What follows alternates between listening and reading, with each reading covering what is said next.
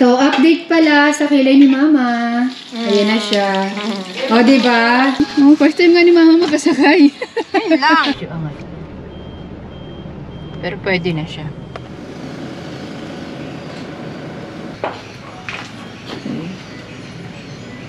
Kisame na. Battery din po ito. Ang daming manggagawa. Sa pagkakaalam ko, walang alam yung mga tao dito na may pupunta na may camera.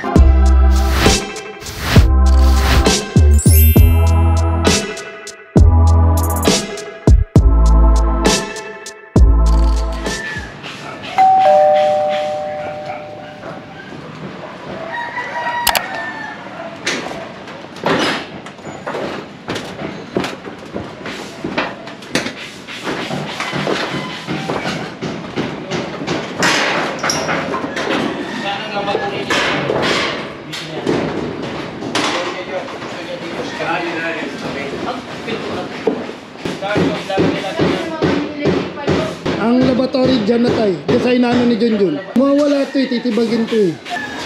Pero yung ano niya, yung pagharap ng bowl, wala kang ano, hindi pa kailangan... Nakaharap sa laboratory ang bowl. Kaya dito ang shower. Dapat sana, pinasihan mo nila. Ito na lang muna. So, good morning, chillers. Today is August 16, 2023. Ngayon yung ano, ghost month. 16 hanggang ano daw yan. Wait lang, chillers ha. Diyan kayo. Hanggang ano daw yan, 16. Ay, hindi. September 22 yata, chillers eh. Ayan, so ngayon, lagay ako ng kilay. Hindi ko alam kung anong tawag dito. Retouch o ano, bahala siya. Nasa screen niyo yung ano niya, personal Facebook account niya sa mga gustong magpagawa ng kilay. Lalo yung mga malalapit dito sa atin. Taga-Tarabil po siya, malapit lang siya dito sa amin. Walking distance lang po. Naka-promo kasi sa chillers, bali po kasi talaga sa iba, 10,000, 5,000, 3,500 pesos yung mga price. Kasi nga, syempre nasa pwesto. Pero sa kanya, magkano lang. Hindi ko pa din i-share sa inyo kahapon. Nakakuha na pala ako ng driver license. So, ayan, nag-start na siya.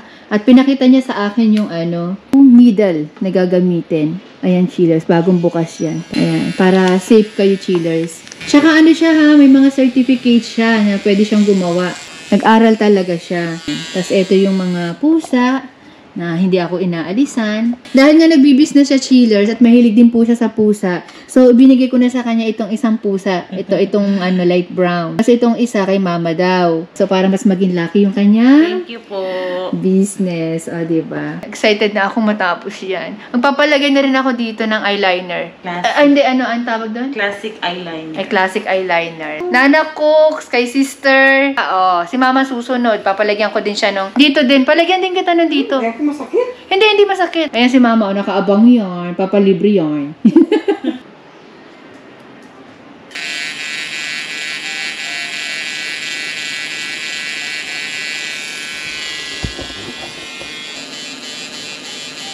Ito yung mga kailangan mong balikan yung mga hugot mo sa buhay kapag nagpapaganito ka para kayanin mo yung sakit. Kakayanin mo, kinaya mo nga yung sakit niya eh. First time check, 2:40 na ng hapon at ayan ang finish. Finish na siya.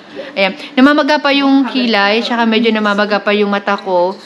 Kasi, ikaw kaya tusok-tusokin, ganon. So, ngayon naman, si Mama naman hinihintay ko dahil alam niyo na, parang paganto ako, lagi nakadikit sa akin. Nakakarami na yan si Mama sa akin. Sa totoo lang. Yan, yun sa eyeliner chillers, ano siya, magilaw-gaw. Mas masarap siya compare sa kilay. Yung kilay talaga masakit.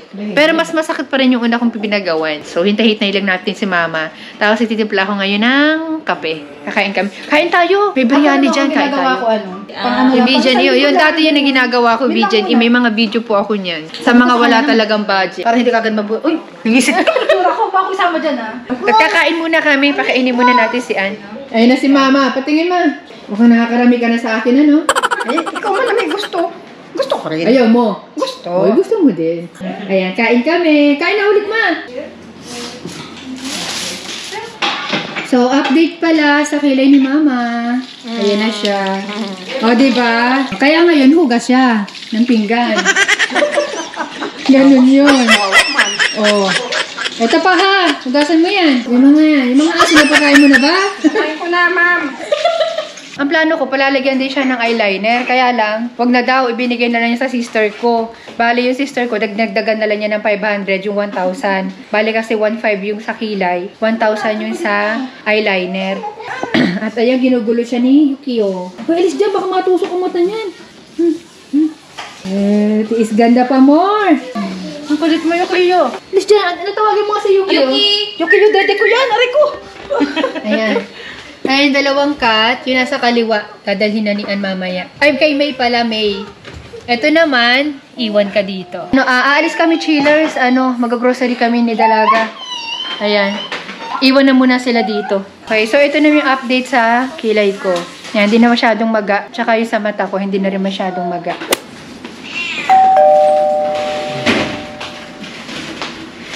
Dali, tayo si Mama. Hindi, na bahay ha. Papantayan ha.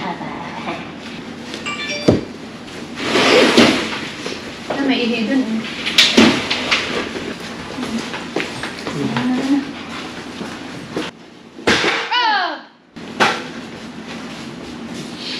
Bago ka umalis, ang dami mo munang pupunasan. Huwag ka nakalitaan na walang daya pero aso. So, good morning, chillers! Today is August 17, 2023. Shout out po kay Madam Irene Andaya. Suot ko na yung binigay ninyo sa akin. Ayan siya.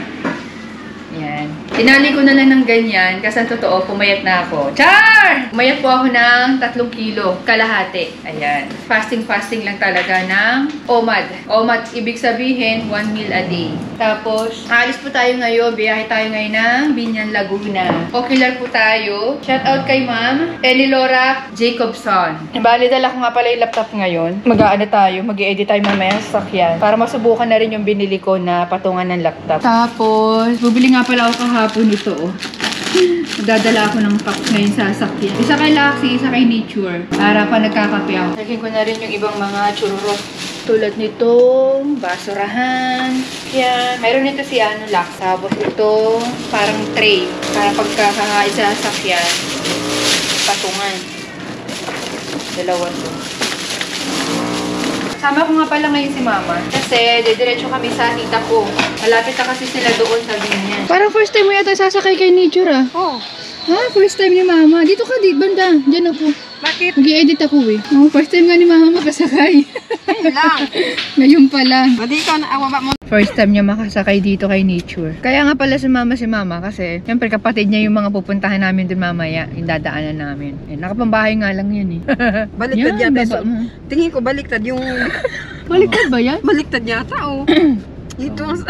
Yan mo sila mag-adjust, okay na yan. Baka tayo maligaw, baliktad yung damit ko. So, ito nga pala yung setup nung pagpapatungan ng laptop. Ganyan siya. Nilagyan ni Habi doon sa mailalim ng foam. Kaso walang cover, kaya ang pangit tignan. Para hindi lang siya magalaw-galaw. Naglagay ako ng ganito. Tinatesting ko lang. Kumot. Meron yan dyan. Yan, patungan ng mouse. Yan siya. Dito patungan ng drinks kung kaya mo hindi matapon. Pero pag hindi naman tumatakbo, safe na safe naman siya. Siya, o diba? Hindi sayang yung oras ko. Kahit nasa biyahe, pwede makapag-edit. Basta pagka nasa Skyway lang, Expressway, SLEX, yan. Dahil mahihilo po ako pag pinilit ko na nandito pa sa gantong lugar, yung ganyan, no? So, ito yung aking laptop. Yan.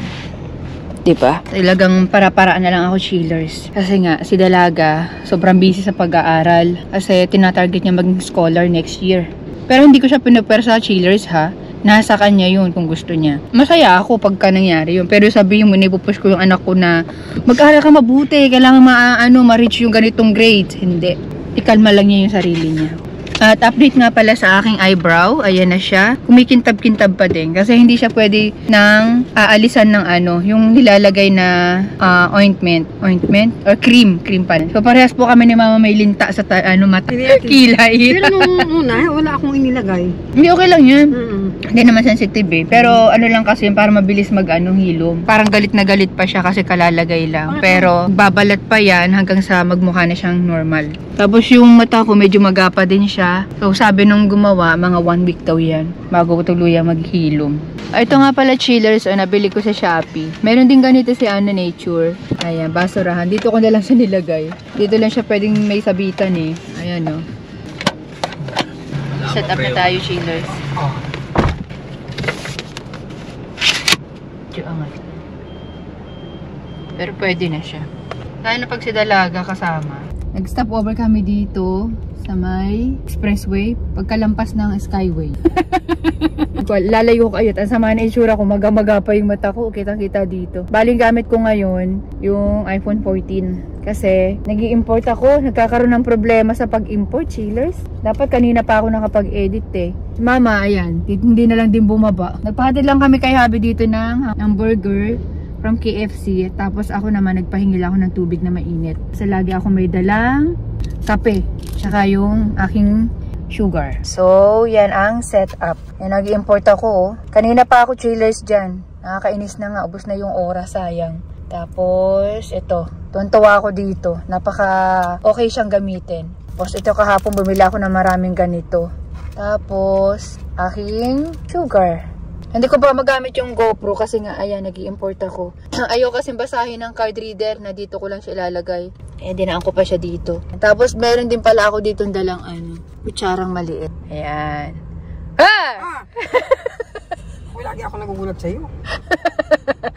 Tapos ito, bumili ako kahapon. Kasi galing kaming Robinson kahapon, hindi ko na nga lang kayo sinama. Halo, iba't iba. Bukod pala sa bag ko, maglalagay din ako dito sa sasakyan. Tuwan-tuwa si mama dun sa binili ni Habi. Baka bagong labas nila ngayon. Basta manok, tostado pati yung manok. Basta masarap siya. Hindi siya nakakaumay. Sarap. Sarap ng kape.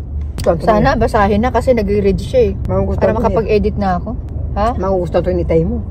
Hindi, pagka nasa bahay, mag-order tayo. Ang oras po ay 10:48 na ng umaga. So, andito na kami chiller sa subdivision. 12:24 na ng tanghali. Parking muna kami dito kasi kumukuha pa si Habi ng permit. Sobrang higpit nila dito. Pantanggal lang ng RM. Aray. So, madali lang naman pala nakakuha ng permit. Pero yan na din nagagamitin natin pag-deliver. Alin? Yan na din, yung permit na kinuha mo. Na panibago. Balik ka sa Ocular ngayon. Kailangan na pag-deliver, bawal ang naka-short. Tingnan na lang natin. Okay, touchdown! Woo! Ang init! Woo! Hindi napapasok rin na sunod. Tapo. Tapo. Sir, kami yung magsusukat?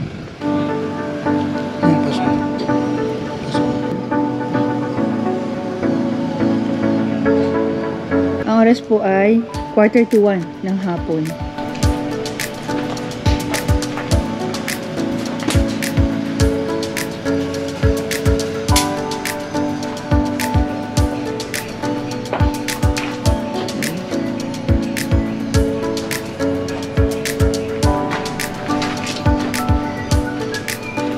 Kaya po si Saman? Wala si Saman. Wala.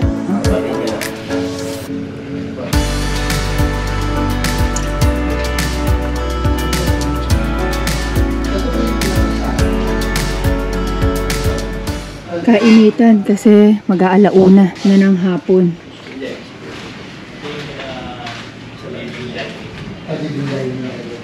Okay, meron na palang part na may pintura na. Ay, hindi pintura to. Flat. Babalikan namin to chillers. At least alam na namin yung location. Marami palang gumagawa dito.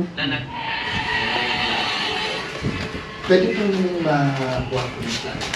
Para ma-estimate ko na lang din po yung mga sukat po.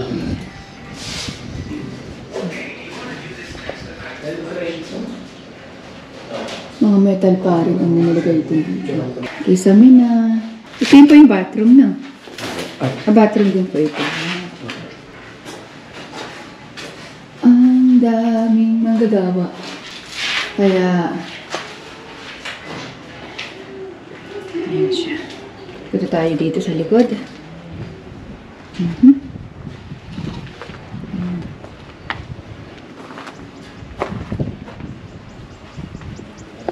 Wala pang bubong. Yan ang update, ma'am, sa pinapagawa niyong bahay. May mixer din dito. Ito, chillers, napaka-importante nito sa pinagpapagawa ng bahay. mixer. Hanggang ngayon yung mixer namin, nasa amin pa din. I-vlog po ako niyan kung magkano lang bili ko dun. Hindi ko lang maalala kung anong number na nung vlog na yun.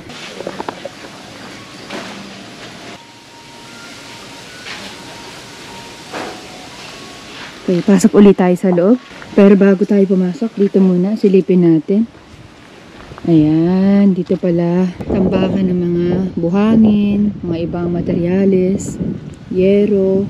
Ayan, so bali nasa ibang bansa po yan si ma'am. Kaya update po sa inyong pinapagawang bahay. Sa pagkakaalam ko, walang alam yung mga tao dito na may pupunta na may camera. So on the spot po talaga yung mga clip. Ayan. Pasok tayo dito sa kabila. Ayan.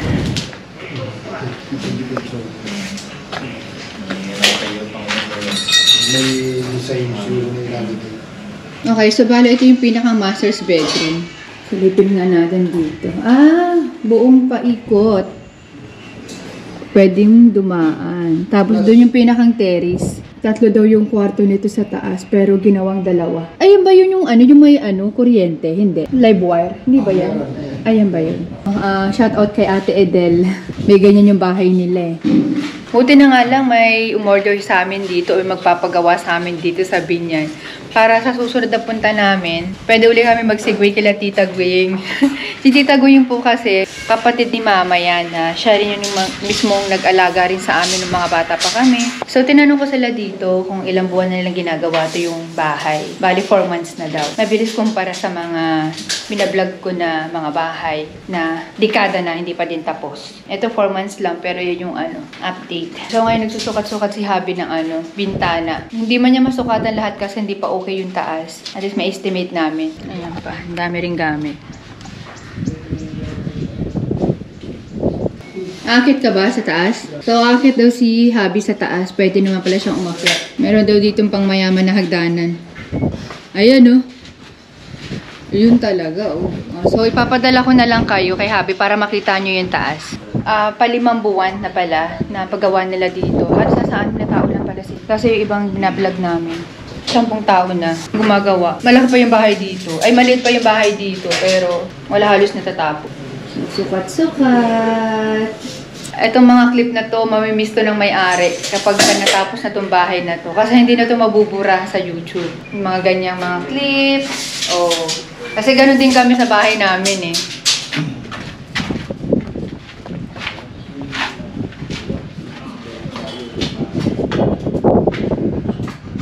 Okay, dadalhin muna kayo ni Habi ha. Cheers. Puta mo na lang.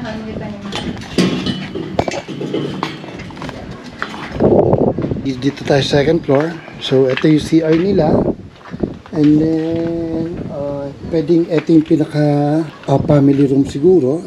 And then, meron siyang 2 kwarto mga ka-chillers. CR. Ayan. Kwarto rin to. Ayan.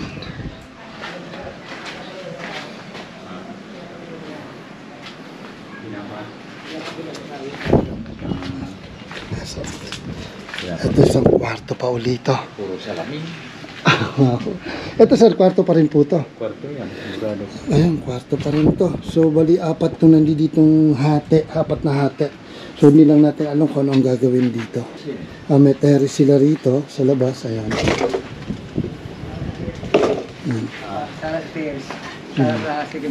Sana. Pinaka-living room nila. Tapos ito yung 3 kwarto, family room to. Salamin din yan. Babaw, master go. Master. Kasi ito 3 kwarto. Ayan. So, magsusukat muna tayo mga ka-chillers.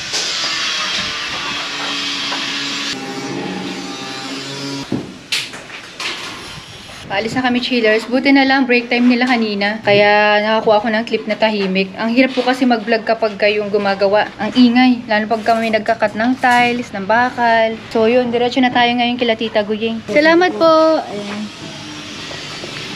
Ay, grabe init sa labas. Ano tayo? Apoy-apoy. Tita Guyeng. At saktong-sakto. Ano si mama? Pwede na akong kumain. Ay, 2 oras pa pala, Chi. Medyo natagal lang ka sa taas. Malaki din. Kagaya na sinabi ko kanina sa inyo, on the spot yung pagpunta namin dyan. Sa mga gusto magpa-ocular, yan, pwede nyo naman po akong timbrehan. Bulagain natin yung mga pinapagawa nyong bahay. Kasi relate ako sa inyo. Alam ko minsan kasi yung mga kliyente ko, hindi man yan si ma'am, yung iba na sinasadya talaga na i-ocular na hindi nag-aalam kung sino man yung mga gumagawa para makikita talaga.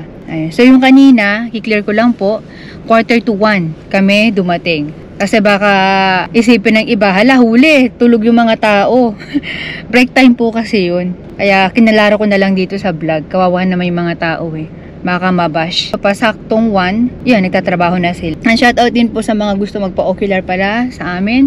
Kasi meron po uli kami 2 kliyente. Yung sa Tagaytay at saka yung sa Pangasinan na nagpa-ocular pero hindi naman pala o-order. Chillers, pwede nyo naman po akong i-PM kung gusto nyo lang magpa-video, ganyan. Basta yung way namin malapit dun sa bahay ninyo, wala naman sa akin problema yan. Huwag lang po yung sabihin nyo na mag-ocular tapos hindi naman talaga po kayo order. Kasi kami, bago po kami mag-ocular, pwede po kami magbigay o magbibigay kami ng estimate na price ng set para po aware kayo. Yung iba sabihin, ay bahal pala, ganyan-ganyan. Yun ang iniiwasan namin, lalong-lalo na ako, para wala akong naririnig na ganun, na ay mahal pala. So bago po kayo magpa-ocular, estimate price muna tayo. Wala na, hindi na nagparamdam yun eh. Yung Pangasinan, naghintay tayo na matagal sa mailalim ng puno. Tapos kanina nga pala, hindi ako nakapag-edit. Nag-edit na lang ako ng mga old videos na gagawin kong update sa mga gustong umorder. Time-lapse lang po yung mga ginawa. Pero nahilo ako kaya in-stop ko din. Gutom na eh. Bakit? Wala. Bakit nga? Mamaya na lang. Sabihin ko sa'yo. Bakit? Bikulang mo na lang. Malinaw yan si mama sa lahat. Pinakamalinaw. Wala talaga. Ang ganda ng pagkakatapati niya, pinilito mo na yung minihan to.